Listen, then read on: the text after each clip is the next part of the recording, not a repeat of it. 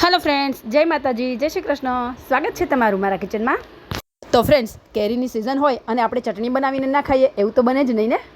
तो आजे तमारा माटे एवी ज एक चटनीनी रेसिपी लईने आवी छुं अने आ चटनीने जो तमे एकवार बनावी लेशो ने तो वारंवार आ चटनी बनाववानुं पसंद करशो अने शाकनी पण जरूर न पड़े एवी आ टेस्टी अने खट्टी मीठी चटनीने फक्त 2 ज मिनिटमां अने 2 ज वस्तुमांथी बनावीने रेडी करीशुं। तो फ्रेंड्स, तमने मारी रिक्वेस्ट छे के आखी रेसिपीने स्कीप कर्या वगर जरूरथी जोजो અને હજુ સુધી ચેનલને સબસ્ક્રાઇબ નથી કરી તો જરૂરથી કરી દેજો અને નવા વિડીયો જોવા માટે બેલ આઇકન પ્રેસ કરી દેજો। તો કેરીની એકદમ ટેસ્ટી ચટણી બનાવવા માટે અહીંયા મેં મીડિયમ સાઇઝની 2 કેરી લઈ લીધી છે અને 1 ડુંગળી લઈ લીધી છે। તો હવે આપણે આ બધી વસ્તુને એકદમ મીડિયમ પીસમાં કટ કરી લેશું। તો અહીંયા મેં ડુંગળી અને કેરીને એકદમ મીડિયમ પીસમાં કટ કરી લીધી છે। હવે આપણે તેને મિક્સર જારમાં એડ કરી દઈશું।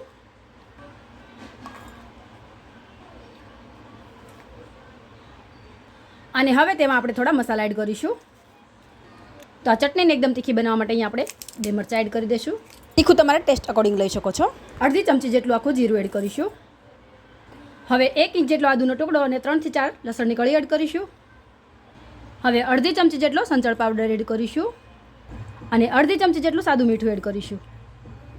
હવે થોડા લીલા ધાણા એડ કરી દઈશું।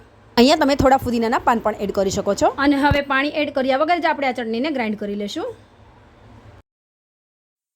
तो फ्रेंड्स, अहींया मैं आ चटनी ने थोड़ी अधकचरी ग्राइंड करी है जे खावामां एकदम मस्त लागे छे।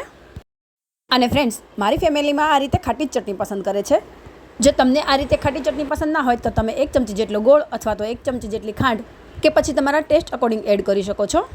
तो दाळ भात शाक अने रोटली साथे खावानी मजा आवे एवी आपणी चटपटी अने टेस्टी काची केरीनी चटनी बनीने रेडी थई गई छे। फ्रेंड्स, मैं आगळ पण काची केरीनी घणी बधी चटनीओनी रेसिपी आपेली छे। तो तमने मारी आ रेसिपी केवी लागी ते मने कमेंट में जरूरथी जणावजो। अने जो तमने मारी रेसिपीओ गमती होय तो विडियोने लाइक करी वधुमां वधु फ्रेंड्स अने फेमिली में शेर करजो। अने आ टेस्टी चटनीनी रेसिपी एकवार तमे पण जरूरथी ट्राय करजो। अने हूँ तमारा माटे आवी ज अवनवी रेसिपीओ लईने आवती रहूं एना माटे सपोर्ट पण जरूरथी करता रहेजो। तो बाय फ्रेंड्स, जय माताजी, जय श्री कृष्ण। फरी मळीशुं नवी रेसिपी साथे। Thanks for watching.